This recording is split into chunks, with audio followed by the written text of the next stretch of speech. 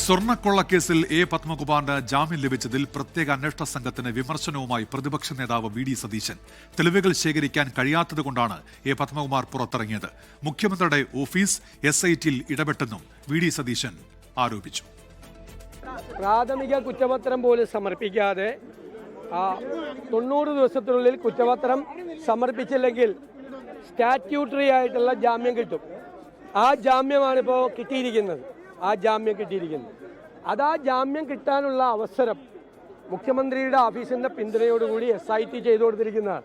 ഇത് ഉത്കണ്ഠപ്പെടുന്നതാണെന്ന് ഞങ്ങൾ നേരത്തെ പറഞ്ഞു. കാരണം ഇനി ഒരു തെളിവുമില്ല. ഇനി ഇവർ പുറത്തിറങ്ങിയാൽ എല്ലാ തെളിവുകളും നശിപ്പിക്കാനുള്ള രാഷ്ട്രീയ പിൻബലമുള്ള ആളുകളാണ് ഇപ്പോൾ ജാമ്യത്തിൽ പുറത്തിറങ്ങുന്നത്.